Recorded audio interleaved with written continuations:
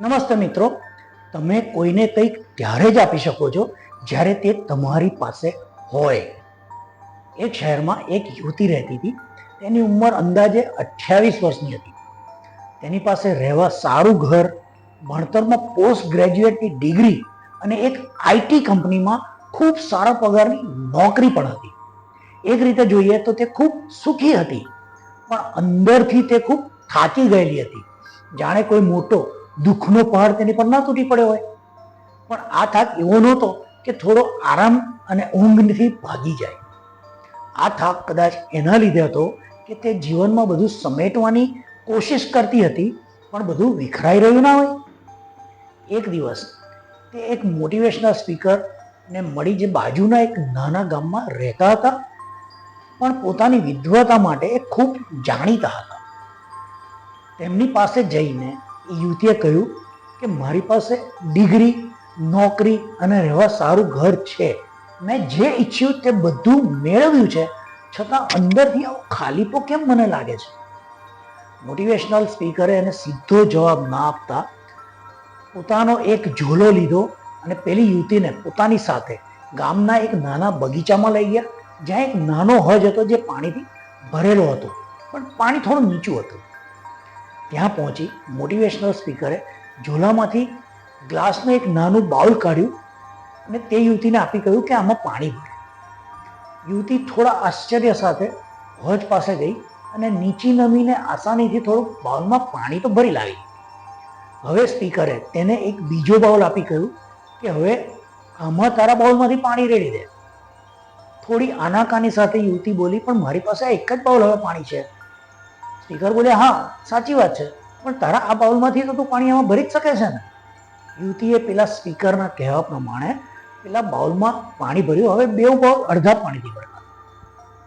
પછી સ્પીકરે ઝોલામાંથી બીજા બે બાઉલ કાઢીને એને આપતા કહ્યું કે આમાં પણ પાણી ભરી દે. પેલી યુવતીએ પેલા બે માંથી પેલા બીજા બે નવા બાઉલમાં પણ પાણી ભર્યું. હવે ચારેમાં અડધા ભાગનું પાણી. સ્પીકરે ફરી એને બીજા બે બાઉલ આપ્યા અને તેમાં પણ પાણી ભરવાનું કર્યું. આમ કરતા કરતા યુવતીને આપેલો પહેલો બાઉલ લગભગ ખાલી થઈ ગયો. દર વખતે પાણી ઓછું થતું અને યુવતીનો આનંદ પણ ઓછો થતો જતો. આ સમયે મોટિવેશનલ સ્પીકરે પેલી યુવતીને પૂછ્યું, તારી સમસ્યા શું હતી? યુવતી કંઈ બોલી નહીં, પણ પેલા સ્પીકરે યુવતીને કહ્યું, તું અંદરથી તૂટી નથી ગઈ, પણ માત્ર આ બાઉલ જેમ ખાલી થઈ ગયું છે એમ તું પણ ખાલી થઈ ગઈ છે. પછી તેમણે યુવતીને આપેલા પેલો બાઉલ હાથમાં લીધો, હોજમાંથી તેને ફરીથી પાણીથી ભરી યુવતીને પાછો આપતા બોલ્યા, જો આ રિફિલ થઈ ગયો છે, અને એટલે આમાંથી તું ફરી બીજા બાઉલમાં પાણી નાખી શકીશ. પછી બોલ્યા, બસ આ જ રીતે તારે પણ તારી જાતને રેગ્યુલર રીતે રિચાર્જ કરતા રહેવું જોઈએ. યુવતી ધીમા અવાજે બોલી, મને એમ હતું કે આજે હું અંદરથી તૂટી ગઈ છું ને, એટલે કે બર્નઆઉટ થઈ ગઈ છું ને, એ મારા ટાઈમ મેનેજમેન્ટમાં કદાચ બરાબર નહીં હોય એનો પ્રશ્ન. સ્પીકર બોલ્યા, ના, આ પ્રશ્ન ટાઈમ મેનેજમેન્ટ કરતાં વધુ તારી કેપેસિટીનો છે. અને કોઈ આપણને કોલેજ કાળમાં કે શાળામાં આ વાત નથી શીખવતું કે સમયાંતરે તમારી જાતને રિચાર્જ કરતા રહેવું જોઈએ, જો આવી રીતે બર્નઆઉટ ના થઈ જવું હોય તો.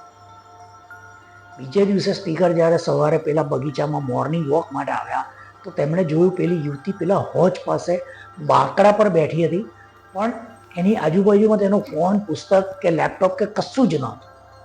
તે માત્ર પોતાની જાતમાં ખોવાઈ ધ્યાનમાં બેસી પોતાની જાતને રિચાર્જ કરવામાં લાગેલી હતી.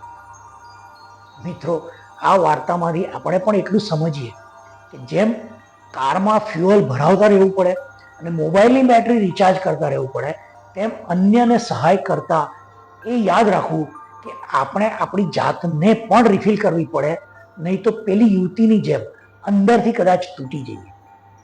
પોતાની જાતને પણ થોડો સમય આપો અને જુઓ કે આમ કરવાથી નવચેતના સાથે આપણે જીવનના પડકારનો ફરીથી સામનો કરવા તૈયાર થઈ જઈશું. તમે તમારી જાતને કઈ રીતે રિફિલ કે રિચાર્જ કરો છો તે કોમેન્ટ કરી જણાવશો. આવતા અઠવાડિયે હું નિલેશ ખીમસરિયા ફરી એક નવી કોઈ મોટિવેશનલ વાર્તા લઈ આપની સમક્ષ ફરીથી હાજર હોઈશ. હા, જો આજનો વિડીયો ગમ્યો હોય તો જાતને રિફિલ કરતા કરતા એને લાઈક કરી તમારા મિત્રો સાથે શેર કરજો, જેથી તેઓ પણ પોતાની જાતને રિફિલ કરતા થઈ જાય. હા, જો ચેનલ હજી સબસ્ક્રાઇબ ના કરી હોય તો જલ્દીથી સબસ્ક્રાઇબ કરજો. આવજો. આભાર.